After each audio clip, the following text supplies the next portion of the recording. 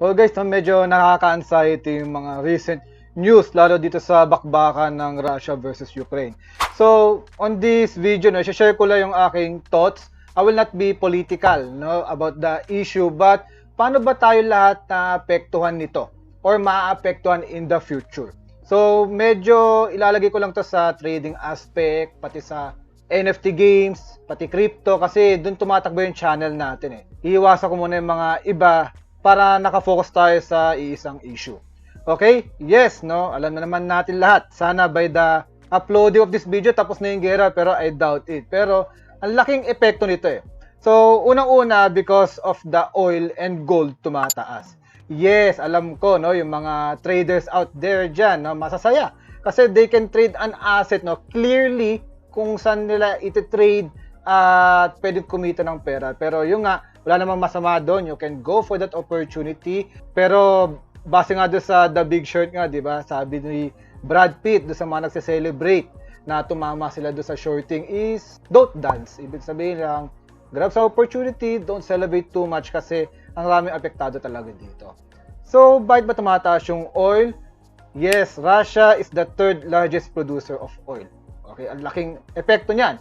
At kung titingnan nyo historically, kung magte-trade kayo, kung magba-backtest kayo, tuwing mayroong mga gera o may mga girian, di ba, is tumataas yung presyo talaga ng oil at gold kasi they are the true scarce na material sa mundong ito. Ibig sabihin, nauubos talaga. Nahahawakan mo at nauubos. Okay? So ngayon, may kita natin epekto na yan. Yung mga bansa, yung mga reserves nila is nire-release nila para ikalma yung market. Pero ano nangyayari? Tumataas pa rin, no? 115 na yung oil. Grabe, pati mismong gold.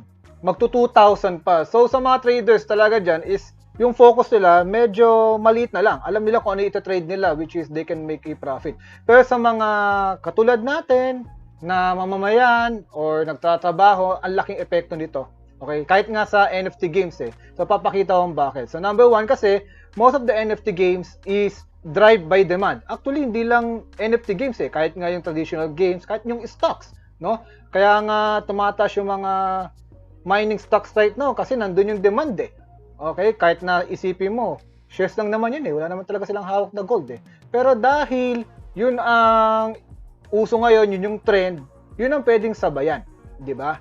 Pero kung ikaw ay hindi ka trader, it has a big effect in your life. Hindi mo pa siguro nararamdaman ngayon, no? Pero nakikita mo sa balita, no? There is some jeepney group seeking 5 pesos fare hike. Okay? So, Soral, ano ba yan? No? Work from home ako. At saka 5 pesos lang yan, wala lang epekto sa akin yan. Malaki epekto yan. Kasi yung oil, hindi lang naman yan sa mga namamasadang mga jeepney drivers eh. Okay? Pa magta-transport ng mga gulay, ng mga services, o kung ano-ano man, kailangan mo pa rin ng oil. 'Di ba? Kung ikaw ay nagmamanufacture, for example, ng mga damit, so kailangan mo pa rin ng oil. Yung kuryente, tumatakbo sa oil. So, anong ibig ko sabihin dito? Tumataas, no? Or tataas in the near future yung mga presyo ng mga bilihin. Ngayon, pabalik tayo sa NFT games, no? Because it is driven by demand. Kung ikaw ay nakita mo yung budget mo, okay, na medyo lumiliit kasi ang taas ng kuryente, ang taas ng pagkain, okay, pagpupunta ka sa iyong trabaho, ang taas. So, nagre-reduce yung pangtalpak mo. It is not here lang maapekto. Buong mundo po yun. Okay? Ngayon yung mga NFT games, sobrang daming supply. Okay? When I said that, ibig sabihin, no, madami po ang naglalabasang game. Marami akong nakikitang mga messages sa mga inbox ko, pero yung demand, hindi tumataas. Okay? Yan ang kailangan yung pag-aralan, guys. Yung simpleng supply and demand. Pag masyadong madaming supply at kumukonti ang demand, bumabagsak po yung presyo. So, kaya pag pumunta kayo ng PooCoin, kung sino mang token ang i-search nyo, halos lahat bagsak, di ba? Ewan ko lang, no? Comment down below kung may mga tuloy-tuloy na ATH dyan na token despite this crisis, no? Tulungan nyo ako, nahanapin yon. Pero, isa sa mga indication kasi dito tumitingin sa page Metaverse, tumigil na sila, no? Sa paglalagay ng mga updates ng presyo. Bakit? Kasi panay bagsak eh. At saka yung nakadagdag pa, no, sa pagbaba ng demand, ang daming rugs, may kita nyo naman dito, no? yung mga pinapakita nilang mga news about the rug games, mga failed economy. So, ang dami. So, lalo nababawasan yung demand. Okay? Nagiging negative yung sentiment. So, ang dami pa rin ng supply, dami pa rin lumalabas ng mga devs na gumagawa ng play-to-earn games, iba namang mga current na NFT games, naglalabas pa ng mga NFT na supply. So, talagang bababa talaga ang presyo ng mga token natin. Okay, that is the hard truth. Because lahat po apektado dito sa Russia and Ukraine war. Actually, hindi lang NFT games, pati mga stocks, di ba? Pati mga assets. I bought some FB, Microsoft, and Twitter na mga stocks na didispatch ako rin. Baka pagbukas ng US market sa Monday. Kasi nasa negative sentiment ang hirap paangatin. Even mga crypto na binili ko is binenta ko na rin. Kasi nga, kung kayo ay nasa Discord community, binanggit ko na po yun. Kapag umangat yan, di ba? Pag hindi nag-hold iyang 40,000, medyo negative sentiment na ako. So, bakit? Itong price surge kasi na ito, it is driven by the news na ito daw magiging next gold dahil nga hindi makapag-withdraw ng asset yung Russia or Ukraine kaya lilipat sa crypto, which is that's good, no? Okay lang yon. Pero bakit bumagsak? Kasi kung iisipin mo, yes, meron ka ng Bitcoin, meron ka ng Ethereum, kung ikaw taga Ukraine or Russia, dahil nasa crisis, i-hold mo ba yun? Hindi, ipampapalit mo pa rin sa goods yun eh. So, eventually, is mako-convert mo pa rin yun sa cash. So, nangyayari is di nasusustain. Kasi kung hindi gano'n nangyari, dapat nag-sustain ng 40,000, di ba? Kumbaga, nag-hold dyan and going up. So, sana, by the publishing of this video, mali ako at umangat yan, at hindi yung ating observation na nabutas yung 40, bumagsak at bumagsak palalo. So sana mali ako kasi I just want lahat na maging masaya by having a good trend yung ating gustong assets. Kasi ako, I'm into crypto and NFT, but I'm just sharing this hard real truth na nakikita ko based on my technical observation. So ito, makikita nyo, may mga update pa yung play to earn news na lahat, pulahan. So, ganyan po ngayon yung ating NFT game economy. So, Sir Sorrel, ano magandang gawin? Okay? So, pupunta tayo dito. Okay? Sa supply and demand. Okay? Number 1, fundamentals.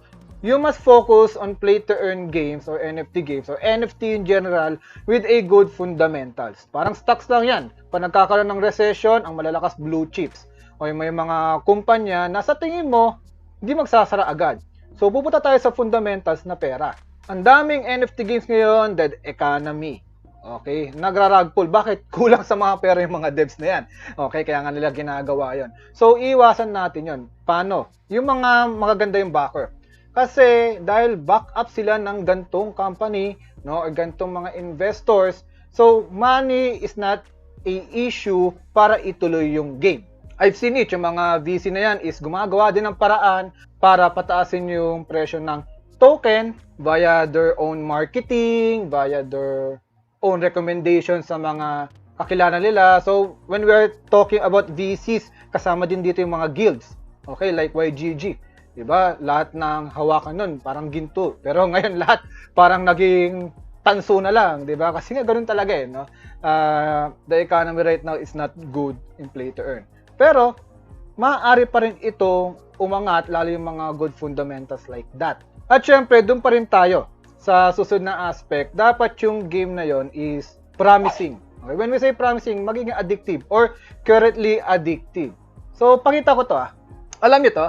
Yan, Elden Ring. Diba? Wala namang kitaan dito. Bakit? Grabe ang mga tao dito. Grabe yung hype. Bakit nilalaro? Okay, bumibili sila ng isang bagay na hindi naman nako-convert to cash. Mabuti pa yung play to earn game. Bumili ka ng 3,000 worth ng NFT. Makapag-withdraw ka ng 300, di ba? Talo ka ng 270. Dito, talo ka na agad, di ba? Bakit? Because this game is very good. Even na yung iba dyan, na-hype lang at binenta na agad, no? Yung larong ito kasi di nila alam kung saan sila pumapasok. Okay? So, same lang din sa NFT games. It needed to be addictive. It needed to have a community na susuportahan ka.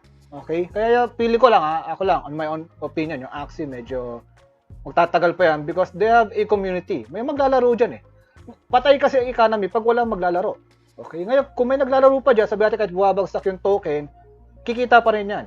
At some point in time, no, when the price consolidated, at nag-break yan sa consolidation, maybe because of the new update, then kumikita pa rin naman itong kakilala mo, sabihan, maliit nga lang, pero ano nga ba naman, no, nung mababa na yung presyo ng NFT, tapos kumikita pa rin kahit maliit, kaysa ikaw na wala kang kinikita. So, maaari pasukan mo rin yung bagay na yon kahit maliit. Diba? So, yun ang nakikita ko na it needed to be an exciting, addictive game na maaaring magkaroon ng magandang community. Kaya kung papansinin nyo yung ating YouTube channel, no? Yes, may mga click to earn pa rin, pero hinahaluan na natin mostly ng mga medyo AAA aspect like this one, yung kaka-release ko lang, no, Sony, then yung mga free to earn, no, free to play kasi yan, maaari magkaroon ng community diyan like Mir 4, di ba?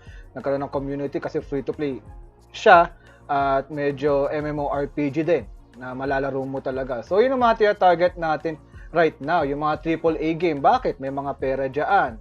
It will be addictive in the future. Wala pa siyang kitaan ngayon.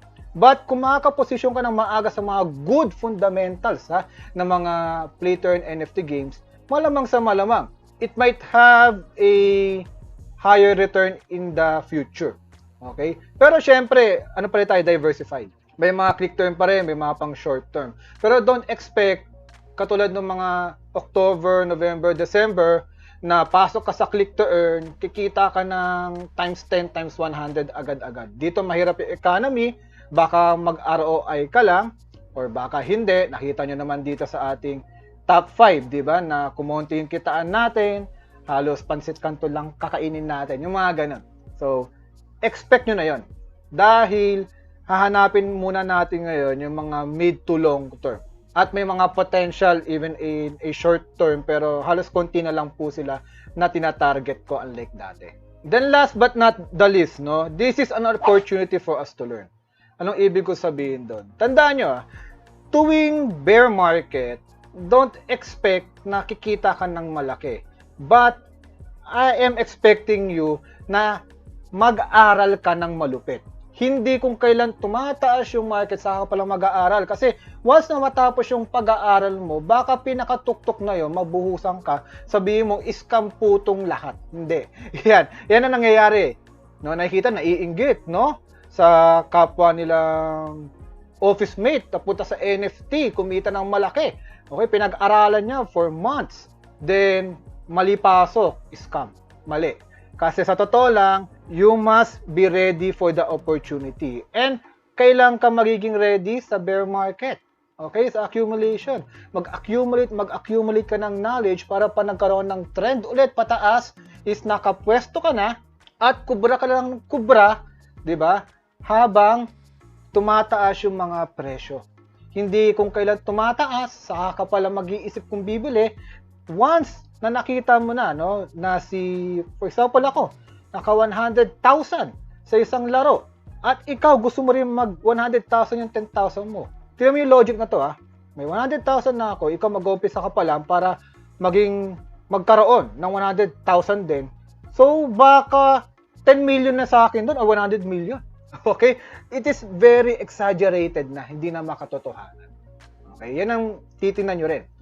Look for opportunities in this bear market to learn more and more trading, technical, fundamentals, whatsoever na makakatulong sa journey nyo. Hindi lang sa trading, sa NFT games, pati sa buhay.